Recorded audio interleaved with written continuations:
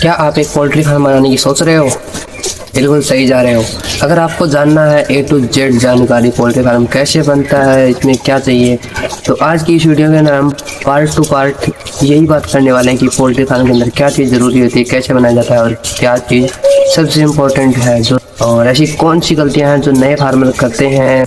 अगर गाइस आप अगर मेरे चैनल पर नए हो तो इस वीडियो को लाइक, चैनल को सब्सक्राइब और बेल आइकन को जरूर दबा लेना ताकि आने वाला नया अपडेट आपको सबसे पहले मिल सके। हे गाइस अगर आप पोल्ट्री फार्म बिजनेस स्टार्ट करना चाहते हो तो मैं एक फुल सीरीज स्टार्ट करने वाला हूं जिसमें आपको सब कुछ जीरो से समझाऊंगा। सही लोकेशन कैसे चूज करें, लैंड एंड शेड प्लानिंग, कौन सी ब्रीड बेस्ट रहेगी, पानी and feed system setup, bio security जो सबसे इंपॉर्टेंट है, कितना बजट लगेगा, मार्केट में माल कैसे बेचें, मतलब एकदम A to Z गाइड मिलेगी। अगर आप चाहते हो कि मैं ये सीरीज स्टार्ट करूं तो कमेंट में लिखो स्टार्ट। जितने ज्यादा कमेंट्स आएंगे उतनी जल्दी सीरीज शुरू होगी। Poultry farming business part 1। Hey guys, अगर आप पोल्ट्री फार्मिंग स्टार्ट करना चाहते हो तो सबसे पहले आपको यह समझना जरूरी है कि पोल्ट्री फार्मिंग दो टाइप्स की होती है, एक कॉन्ट्रैक्ट फार्मिंग, दो सेल्फ फार्मिंग। आज हम बात करेंगे कॉन्ट्रैक्ट फार्मिंग की। कॉन्ट्रैक्ट फार्मिंग में फार्म आपका होता है, मेहनत आपकी होती है, लेकिन चिक्स, फीड, मेडिसिन ये सब कंपनी प्रोवाइड करती है। इतना ही नहीं, कंपनी रोज एक सुपरवाइजर भी भेजती है जो आपको गाइड करता है कि चिक्स को कैसे प्रॉपर्ली ग्रो करना है, और अगर फार्म में कोई बीमारी आ जाए तो उसका ट्रीटमेंट भी कंपनी हैंडल करती है। इसी वजह से कॉन्ट्रैक्ट फार्मिंग को सेफ मॉडल माना जाता है। अगर आप बिगिनर हो तो मैं आपको स्ट्रांगली रेकमेंड करूंगा कि आप कॉन्ट्रैक्ट फार्मिंग से ही स्टार्ट करो। नेक्स्ट पार्ट में हम बात करेंगे सेल्फ फार्मिंग के बारे में, तो फॉलो जरूर कर लेना। Poultry farm business part 2। Hey guys, आज बात करेंगे सेल्फ फार्मिंग के बारे में। इसमें आपको सब कुछ खुद मैनेज करना होता है, चिक्स, फीड, मेडिसिन और पूरा सेटअप। अगर आप नए फार्मर हो तो इसमें रिस्क थोड़ा ज्यादा होता है, क्योंकि अगर कोई बीमारी आती है तो उसका सोल्यूशन भी आपको ही निकालना पड़ता है। लेकिन प्रॉफिट भी कॉन्ट्रैक्ट फार्मिंग से ज्यादा होता है, क्योंकि आप किसी पर डिपेंडेंट नहीं होते। यहाँ आप ही मालिक हो और आप ही वर्कर। अगर आपको ऐसे ही और इन्फो चाहिए तो फॉलो करो नेक्स्ट पार्ट के लिए। Poultry farm business part 3। Hey guys, अगर आप पोल्ट्री फार्मिंग स्टार्ट करने का सोच रहे हो तो सबसे पहला और सबसे इंपॉर्टेंट स्टेप है परफेक्ट लोकेशन चूज करना। सबसे पहले फार्म शहर से थोड़ा दूर होना चाहिए, ना ज्यादा पास ना ज्यादा दूर। दूसरी बात, जगह ऊंची होनी चाहिए ताकि बरसात में पानी कभी जमा ना हो। तीसरी बात, हवा का अच्छा फ्लो हो, क्लोज जगह में चिक्स सरवाइव नहीं करते। चौथी बात, पानी और बिजली की प्रॉपर फैसिलिटी होनी चाहिए। और सबसे इंपॉर्टेंट, फार्म को दूसरे पोल्ट्री फार्म से दूर रखो ताकि कभी बीमारी ना फैले। और हाँ, रोड कनेक्टिविटी भी जरूरी है ताकि फीड और चिक्स आसानी से आ सके, और थोड़ी दूर भी हो तो कोई दिक्कत नहीं। अगर लोकेशन सही चूज कर ली तो समझो आधा काम हो गया। फॉलो करो और नेक्स्ट पार्ट में मैं बताऊंगा परफेक्ट शेड डिजाइन का secret. Poultry farm business part 4। Perfect poultry shed design. 90% लोग यहाँ गलती करते हैं। अगर आप पोल्ट्री फार्म स्टार्ट कर रहे हो तो सबसे इंपॉर्टेंट चीज है शेड डिजाइन। साइज सबसे बेस्ट विड्थ होती है 30 फीट, इससे हवा परफेक्टली फ्लो करती है। लेंथ आप बर्ड्स के हिसाब से बढ़ा सकते हो। साइड हाइट 7 से 9 फीट और सेंटर हाइट 12 से 14 फीट रखो, गर्मी ऑटोमेटिकली बाहर निकलेगी। शेड हमेशा ईस्ट वेस्ट डायरेक्शन में बनाओ, डायरेक्ट धूप अंदर नहीं आएगी। साइड में 1 से 2 फीट वॉल और ऊपर जाली लगाओ, साथ में कर्टन सिस्टम। ठंड और गर्मी दोनों कंट्रोल। सीमेंट की टिन यूज करो, हीट कम होगी। एक बड़ा गेट हो और छोटे गेट, और ध्यान रहे गेट साइड में ही हो। साथ बायो सिक्योरिटी, किसी दूसरे फार्मर को आने मत दो और गेट पर केमिकल वाला पानी रखो। अगर आपने ये डिजाइन फॉलो किया तो आपका फार्म होगा सुपर सक्सेसफुल।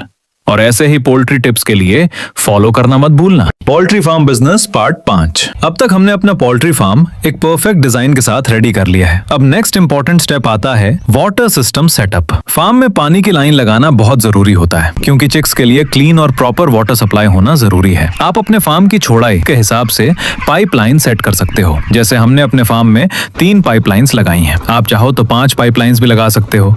लेकिन ज्यादा पाइपलाइंस होने से चिक्स को मूवमेंट में प्रॉब्लम हो सकती है और उनका कंफर्ट लेवल कम हो जाता है। इसलिए हमेशा बैलेंस मेंटेन करो, ना ज्यादा ना कम। पानी की लाइंस को ऐसे सेट करो कि हर चिक तक इजीली पानी पहुंच सके, कोई भी भीड़ भाड़ ना हो।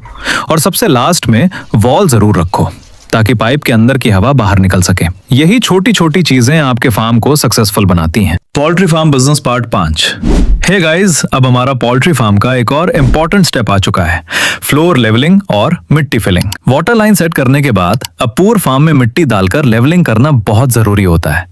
फार्म की साइड वाली दीवार को ऊपर से लगभग 6 से 7 सेंटीमीटर खाली छोड़कर बाकी एरिया को मिट्टी से फिल किया जाता है, ताकि चिक्स की फ्रेश हवा का प्रॉपर फ्लो बना रहे, फार्म का टेम्परेचर नेचुरली कंट्रोल में रहे।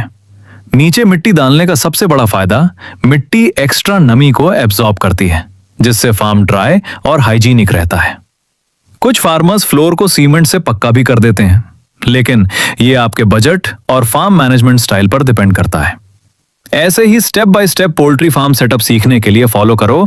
नेक्स्ट पार्ट में और भी इंपॉर्टेंट चीजें कवर करेंगे। Poultry farm business part 7। Hey guys, हमारा फार्म अब ऑलमोस्ट रेडी हो चुका है। अभी गर्मी स्टार्ट हो चुकी है। अगर टेम्परेचर कंट्रोल नहीं किया तो चिक्स की ग्रोथ और सर्वाइवल दोनों में प्रॉब्लम होगी। सबसे पहला स्टेप, फार्म के चारों तरफ बोरी लगा दो और उनमें ड्रिप सिस्टम सेट करो। जब पानी ड्रिप से गिरेगा तो हवा ठंडी होकर अंदर आएगी। दूसरा स्टेप, प्योर फार्म के अंदर फैंस इंस्टॉल करो। एयर सर्कुलेशन स्ट्रांग होना चाहिए। फार्म के ऊपर फव्वारे लगाओ, इससे रूफ भी ठंडी रहेगी और ओवरऑल टेम्परेचर कंट्रोल होगा। इन सिंपल टेक्निक से आप अपने फार्म को ऑलमोस्ट एसी जैसा कूल बना सकते हो। अगर आपको ऐसे ही प्रैक्टिकल टिप्स चाहिए तो फॉलो जरूर करो। Poultry farm business part 8। अब बारी है चिक्स के पीने के लिए पानी की लाइन सेट करने की। ये 2 तरीकों से लगाई जाती है, ऊपर वाली और अंडरग्राउंड लाइन। आपको क्या लगता है कौन सी बेस्ट है? चलो बताता हूँ। ऊपर वाली फिटिंग इजीली लग जाती है, लेकिन गर्मी में पानी जल्दी गर्म हो जाता है और जल्दी खराब हो जाती है। अंडरग्राउंड लाइन ठंडी रहती है, इसलिए चिक्स को फ्रेश पानी मिलता है और ये जल्दी खराब भी नहीं होती। ड्रिंकर्स को ऐसे लगाओ कि चिक्स को पानी पीने में कोई प्रॉब्लम ना हो, उन्हें इजीली पानी मिल सके। आपके फार्म में कौन सी लाइन यूज होती है? कमेंट करो और नेक्स्ट अपडेट के लिए फॉलो करो। Poultry farm business part 9। अब हम अपने पोल्ट्री फार्म को धीरे धीरे फुल रेडी कर रहे हैं और अब बारी आती है इलेक्ट्रिक सेटअप की। फार्म के लिए इलेक्ट्रिसिटी सबसे इंपॉर्टेंट चीज है, बिना इसके काम रुक सकता है। सबसे पहला काम, फार्म के बीच में 10-10 फीट की दूरी पर एलईडी बल्ब्स लगा दो, ताकि प्योर शेड में प्रॉपर लाइट रहे। अगर आप चाहो तो थोड़ी पावरफुल लाइट्स भी यूज कर सकते हो, जिससे ब्राइटनेस और अच्छी मिले। अब गर्मी का सीजन चल रहा है तो फैंस लगाना बहुत जरूरी है। दोनों साइड्स पर फैंस लगाओ ताकि हवा का प्रॉपर फ्लो बना रहे। और एडवांस सेटअप के लिए आप वेंटिलेशन फैन और कूलिंग पैड सिस्टम भी लगा सकते हो, लेकिन ध्यान रहे इसका कॉस्ट थोड़ा ज्यादा होता है। नेक्स्ट वीडियो में हम बात करेंगे फार्म में 24 आवर्स लाइट कैसे मेंटेन करते हैं, इसलिए वीडियो को फॉलो करो और कनेक्टेड रहो। Poultry farm business part 10। पिछली वीडियो में हमने बात की थी इलेक्ट्रिसिटी के बारे में, कि पोल्ट्री फार्म में बिजली कितनी इंपॉर्टेंट होती है। सच बताऊं तो अगर फार्म में 24 घंटे इलेक्ट्रिसिटी ना हो तो फार्म अधूरा है। वाटर सिस्टम और लाइट्स भी कंटिन्यूअसली चलनी जरूरी होती है। अगर अचानक लाइट चली जाए तो चिक्स स्ट्रेस में आ सकते हैं और हैवी लॉस भी हो सकता है। इसलिए हर पोल्ट्री फार्म में एक अच्छा इन्वर्टर होना चाहिए, और अगर फार्म बड़ा है तो डबल बैटरी लगानी चाहिए, ताकि बैकअप ज्यादा टाइम तक चले और बैटरी जल्दी डिस्चार्ज ना हो। बैटरी को चार्ज करने के लिए आपके पास इलेक्ट्रिसिटी कनेक्शन के साथ साथ सोलर पैनल भी होना चाहिए, ताकि अगर लाइट फॉल्ट हो जाए तो सोलर से भी बैकअप मिलता रहे। और जरूरत पड़ने पर आप जनरेटर का भी यूज कर सकते हो। जनरेटर फ्यूल से चलता है और इमरजेंसी में फार्म को बचाने का काम करता है। एक सक्सेसफुल पोल्ट्री फार्मर वही होता है जो इलेक्ट्रिसिटी बैकअप पे कभी कॉम्प्रोमाइज नहीं करता। नेक्स्ट पार्ट के लिए फॉलो जरूर करें।